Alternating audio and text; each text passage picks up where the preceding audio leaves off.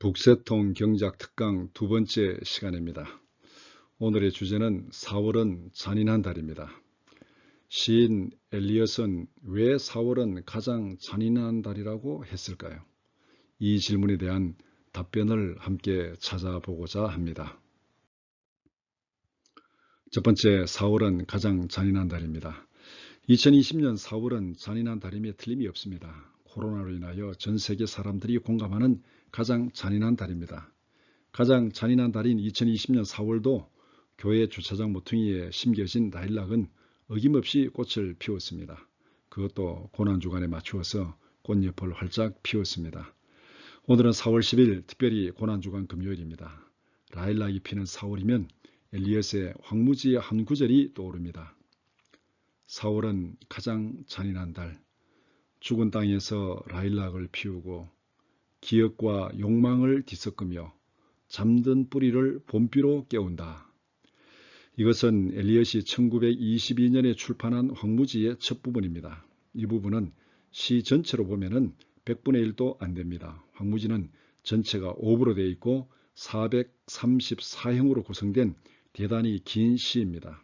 하지만 이 첫 부분에 시 전체를 지배하는 고난과 죽음과 부활의 모티브가 다 들어 있습니다. 여기서 세 가지를 생각해 보면 이 시가 전하고자 하는 메시지가 무엇인지 분명하게 드러납니다. 첫 번째는 시의 제목인 황무지는 무엇을 의미하는가? 두 번째는 라일락을 피우고 잠든 뿌리를 봄비로 일깨우는 4월이 왜 가장 잔인한 달인가? 세 번째는 봄비가 잠든 생명에서 일깨운 라일락은 무엇을 상징하는가? 두 번째, 황무지는 무엇을 의미합니까? 앞에 세 가지 질문 중에 첫 번째입니다. 시의 제목인 황무지는 무엇을 의미합니까? 황무지는 1차 세계대전 이후에 황폐해진 유럽의 모습을 의미한다는 데는 대체로 동의합니다. 문제는 무엇이 어떻게 황폐하게 되었느냐는 것입니다. 여기에는 크게 세 가지 견해가 있습니다. 첫 번째는 서구인들의 정서적 황폐를 의미한다는 해석입니다. 두 번째는 비인간화로 치닫는 서구 물질 문명의 황폐를 의미한다는 해석입니다. 세 번째는 계몽주의 이후 세속화로 나타난 서구인들의 영적 황폐를 의미한다는 해석입니다. 황무지를 이해하는 이 세 가지 견해가 시 전체의 의미를 해석하는 관점을 결정합니다. 세 번째, 왜 4월은 가장 잔인한 달입니까? 세 가지 질문 중 두 번째입니다. 라일락을 피우고 잠든 뿌리를 봄비로 일깨우는 4월이 왜 가장 잔인한 달인가? 얼어붙었던 땅에서 생명을 움트게 하는 4월이 왜 가장 잔인한 달입니까? 첫 번째는 황무지를 정서적 황폐라고 이해하는 관점에서 본 감성적 해석입니다. 잔인한 4월로 표현된 고통은 인간의 실존적 존재에 대한 불안과 고뇌를 표현한다는 해석입니다. 대중적 의미로 말하자면 4월의 생명력에 대비된 자신의 몸이 건조한 일상이 잔인하다는 것입니다. 두 번째는 황무지를 물질 문명의 황폐라고 이해하는 관점에서 본 문화적 해석입니다. 지상 낙원을 추구하는 서구 물질 문명이 빚어낸 결과는 낙원이 아니라 황무지입니다. 환경을 오염시키고 도시는 콘크리트 더미로 황폐화되었습니다. 전쟁과 기계 문명의 발달로 인간성은 황폐화되었습니다. 이러한 서구 문화의 몰락을 자연의 생명력이 왕성하게 활동하기 시작하는 4월의 생명력과 대비시켜서 황무지로 표현한 것입니다.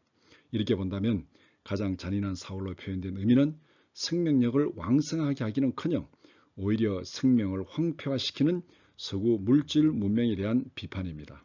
이러한 해석은 대학에서 영문학을 가르치는 분들이 주로 선호하는 해석입니다. 세 번째는 황무지를 세속화로 인한 영적 황폐라고 이해하는 관점에서 본 기독교적 해석입니다. 인간 존재의 근본적인 문제는 죽음입니다. 죽음에 대한 인간의 불안은 영적 메마름을 더 깊어지게 만듭니다. 이런 절망적 상황에서 인간을 구원하기 위해서 오신 분이 예수 그리스도입니다. 그런데 생명의 근원으로 오신 그리스도가 고난당하고 죽음을 당한 계절이 4월입니다.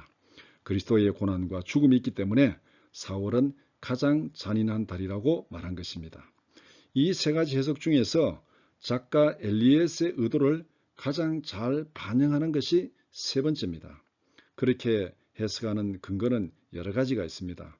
그 근거들을 뒷부분에서 부로 형식으로 보충 설명하고자 합니다.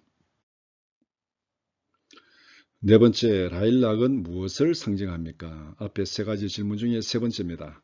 라일락을 피우고 잠든 생명을 봄비로 일깨우는 것은 무엇을 상징합니까? 봄비가 잠든 생명에서 일깨운 라일락은 무엇을 상징합니까? 여기서 항무지 첫 부분을 다시 한번 봅시다. 4월은 가장 잔인한 달, 죽은 땅에서 라일락을 피우고 기억과 욕망을 뒤섞으며 잠든 뿌리를 봄비로 일깨우는. 첫 번째 문장에서 4월이 잔인한 이유를 세 개의 분사구로 연결하여 설명합니다. 여기서 잔인함을 이해하는 데 가장 중요한 단서를 제공하는 시어는 라일락입니다. 뒤에 있는 두 개의 분사구는 일반적이고 객관화된 표현이라면 라일락은 구체적인 암시를 표현하는 표현입니다. 엘리엇이 4월의 잔인함을 표현하는 상징으로 등장시킨 라일락은 이중적 의미를 가지고 있습니다. 라일락의 첫 번째 의미는 링컨의 죽음을 상징합니다. 엘리엇은 4월의 잔인함을 묘사하기 위해서 라일락을 구체적 상징으로 등장시킵니다. 라일락이 잔인한 고통을 상징하는 표현으로 등장한 배경은 이렇습니다. 링컨의 죽음을 애도하는 월트 휘트만의 조시를 배경으로 합니다. 링컨의 죽음을 슬퍼하면서 휘트만은 이렇게 시를 써내려 갑니다. 라일락이 현관 앞 정원에 피어 있을 때, 서쪽 밤하늘에선 큰 별이 일찍 떨어졌을 때 나는 슬퍼한다. 그리고 봄이 올 때면 항상 슬퍼한다. 휘트만은 링컨의 안타까운 죽음을 정원에 핀 라일락과 대조를 시킵니다. 생명이 왕성하게 피어나는 4월에 미국의 영웅은 잔인하게 암살당하고 말았습니다. 엘리엇은 라일락이 피어있는 4월에 죽은 링컨의 죽음을 예수님의 죽음으로 발전시킵니다. 링컨의 죽음은 예수님의 죽음을 연상시키기에 충분합니다. 왜냐하면 첫 번째, 링컨은 1865년 4월 14일 고난주간 금요일에 암살을 당했습니다. 미국의 청교도적 전통에서 성장한 엘리엇은 이 사실을 놓칠 이유가 없습니다. 링컨은 예수님이 죽음을 당한 성금요일에 암살을 당했습니다. 두 번째는 노예를 해방시킨 링컨의 죽음은 우리를 죄에서 해방시킨 그리스도의 죽음을 연상시키기에 충분한 문학적 상징성을 가지고 있습니다. 따라서 엘리엇은 예수님의 죽음을 구체적으로 표현하는 상징으로 라일락을 등장시킨 것입니다. 라일락은 만물이 생동하는 4월을 알리는 봄의 전령입니다. 그런데 라일락은 노예를 해방시킨 미국의 영웅 링컨의 죽음을 생각나게 합니다. 정원에 라일락이 피어있는 성금요일에 암살당한 링컨의 죽음은 또한 그리스도의 죽음을 생각나게 합니다. 이런 의미에서 라일락이 피는 4월은 가장 잔인한 달이 되는 것입니다. 라일락의 두 번째 의미는 그리스도의 죽음과 부활을 상징합니다. 4월은 메시아가 죽음을 당한 잔인한 달입니다. 하지만 4월은 잠든 뿌리를 봄비로 깨웠습니다. 메시아가 죽음을 당한 4월은 죽은 땅에서 라일락을 피웠습니다. 이런 의미에서 라일락은 이중적 의미를 가지고 있습니다. 라일락은 링컨의 죽음과 그리스도의 죽음을 상징합니다. 뿐만 아니라 라일락은 죽은 땅, 얼어붙은 땅에서 다시 살아난 생명을 상징합니다. 황무지는 5부로 되어 있는데 일부의 제목이 죽은 자의 매장입니다. 4월은 겨우내 얼어붙은 땅에서 잠든 뿌리를 깨웠습니다. 4월은 죽은 자의 땅에서 라일락을 피웠습니다. 이 표현은 예수님의 죽음과 부활을 심음과 싹틈으로 설명한 성경 말씀과 너무나도 비슷합니다. 고린도전서 15장 20절에 그러나 이제 그리스도께서 죽은 자 가운데서 다시 살아나사 잠자는 자들의 첫 열매가 되셨도다.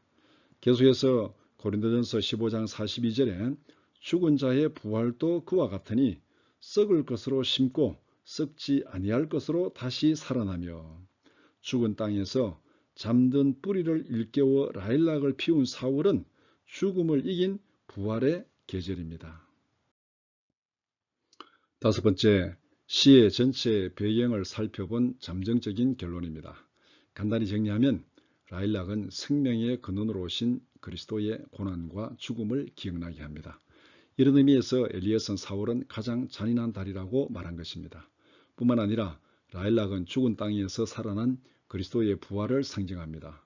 황무지는 사울은 그리스도가 죽으신 가장 잔인한 달이라고 시작했지만 사울은 그리스도가 죽음에서 부활하신 생명의 달이요 부활의 계절이라고 마무리합니다.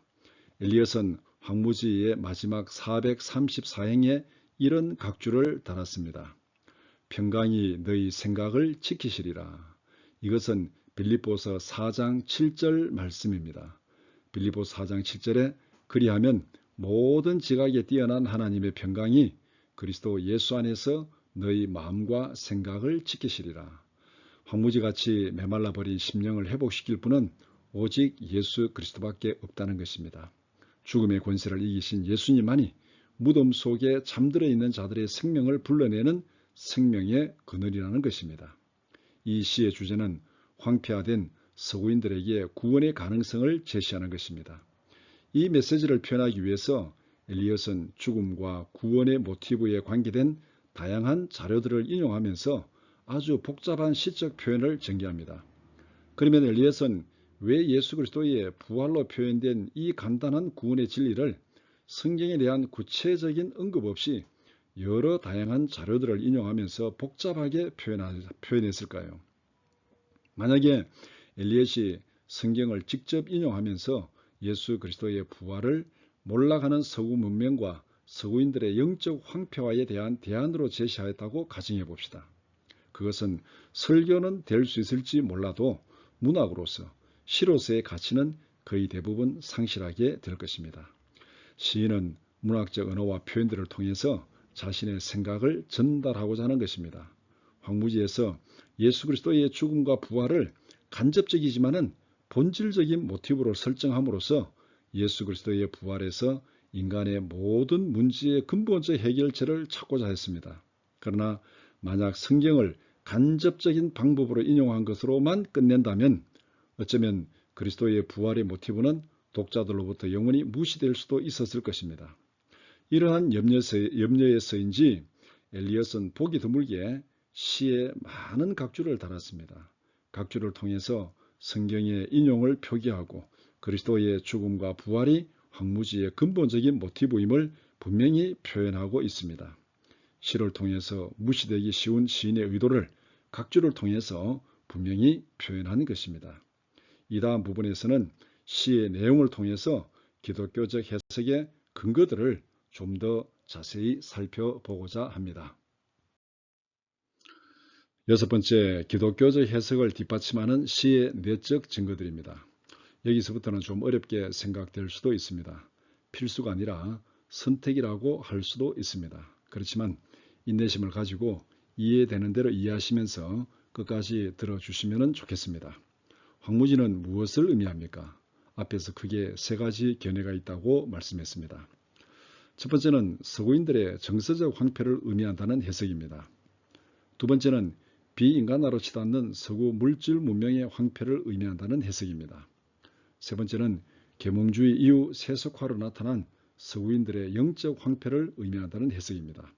이제부터는 이 세 가지 해석 중에서 세 번째가 작가 엘리엇의 의도를 가장 잘 반영하는 해석이라고 주장하는 근거들을 설명하고자 합니다.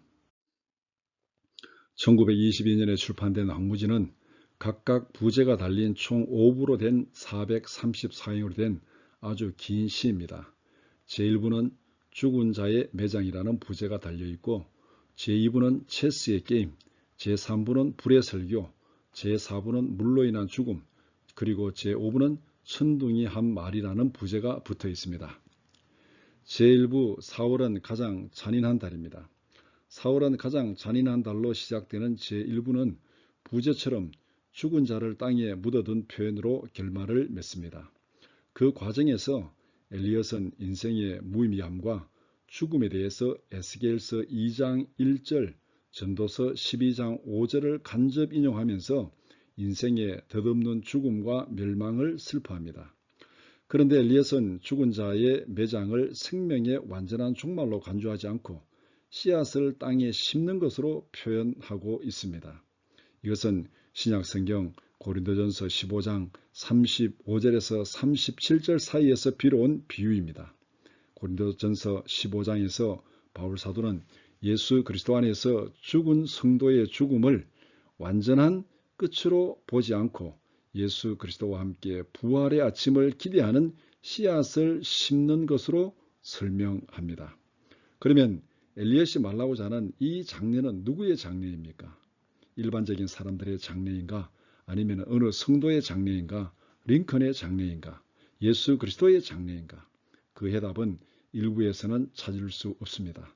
그러나 매장을 씨앗을 심는 것으로 표현한 엘리엇의 의도는 분명해집니다. 이 은유를 인지한 독자라면 시 뒷부분에서 부활이라는 은유가 반드시 등장하리라는 것을 기대하게 됩니다. 제2부는 체스게임입니다. 체스게임이라는 부제가 달린 2부는 뭔가 분주하게 돌아가는 현대인의 일상의 모습을 그리고 있지만 거기에는 사랑이 메마르고 속임수와 정복이 가득 찬 일상의 생활의 무의미함을 표현하고 있습니다. 산업화된 사회 속에서 외형은 화려하게 보일지 모르지만 인간의 내적 메마름과 자본주의의 물질 만능적 거래의 어두운 그림자에 짓눌려 살아가고 있습니다. 그리고 사랑이 없는 쾌락을 추구하는 인간의 본질적 한계를 보여주고 있습니다. 3부는 불의 설교입니다. 불의 설교라는 부제가 달린 3부에서는 인간의 욕망의 불길이 결국은 자기 파멸이라는 결과로 나타나는 비극적 현상을 설명하고 있습니다. 3부의 부제로 표현된 불의 설교는 부처에 의해서 행해진 설교라고 합니다. 불교에서 불의 설교의 중요성은 기독교에서 예수님의 산상수훈에 비유될 정도로 아주 중요한 비중을 차지하고 있다고 합니다. 그 설교에서 부처는 인간을 삼켜버리는 쾌락과 분노와 시기와 여러 욕망의 불길에 대항하는 내용을 설파합니다. 부처의 불의 설교는 엘리엇이 하버드 대학에서 공부할 때 접한 것이라고 합니다. 엘리엇이 2부에서 표현된 현대인의 의미 없는 삶의 모습을 부처의 설교를 빌어서 비판하고 도전하는 것이라고 생각됩니다. 불의 설교는 비기독교적인 해석을 하고자 하는 사람들에게는 아주 중요한 논거를 제공합니다. 이 부분이 어떻게 그리스도의 죽음과 부활에 연결되는지 고민할 수밖에 없습니다. 그러나 그 고민은 엘리엇 자신의 각주를 통해서 의외로 간단하게 해결됩니다. 인간의 욕망을 다스리라는 3부의 불의 설교는 언뜻 보기에는 어색할지 모르지만 어거스틴의 참회록을 몇 군데 인용하면서 마무리합니다. 참회록을 인용하면서 엘리엇은 다음과 같은 각주를 달고 있습니다. 불의 설교로 대표되는 동양의 금욕주의와 어거스틴의 참회록으로 대표되는 서양의 금욕주의를 3부의 절정으로 나란히 배치한 것은 결코 우연이 아니다. 이 말 속에 엘리엇의 의도가 분명히 나타나 있습니다. 그리스도의 죽음과 부활이라는 모티브가 불의 설교에서 실종된 것이 아니라 오히려 동서양을 막론한 인간의 보편적인 모순과 문제의 해결책으로 시의 근저에 계속 흐르고 있음을 분명히 보여주고 있습니다.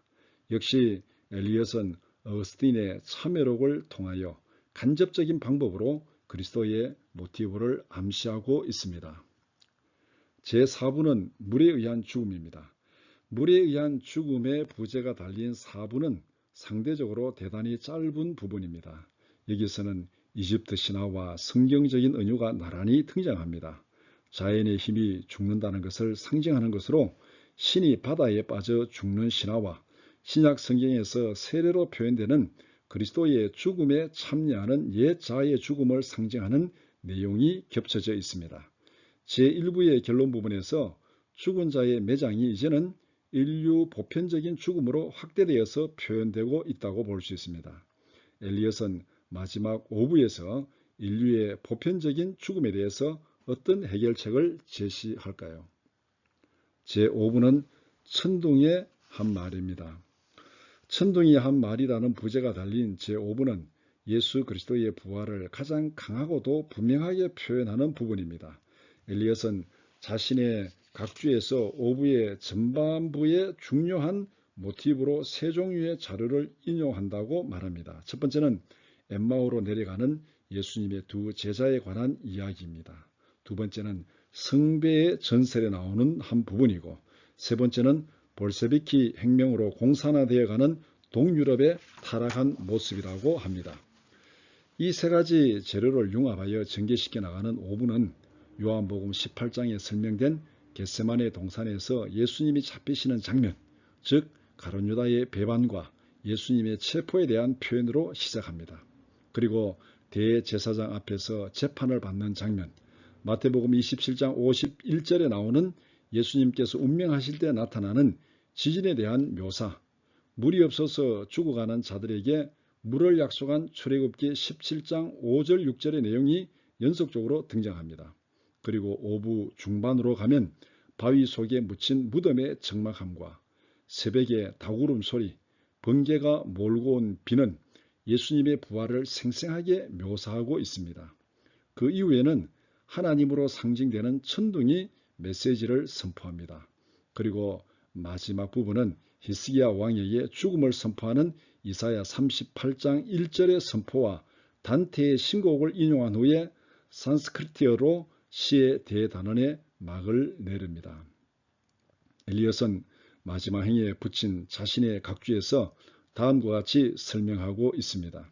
시의 말미에 반복되는 산띠는 우파니샤드의 공식적인 끝맺음이다.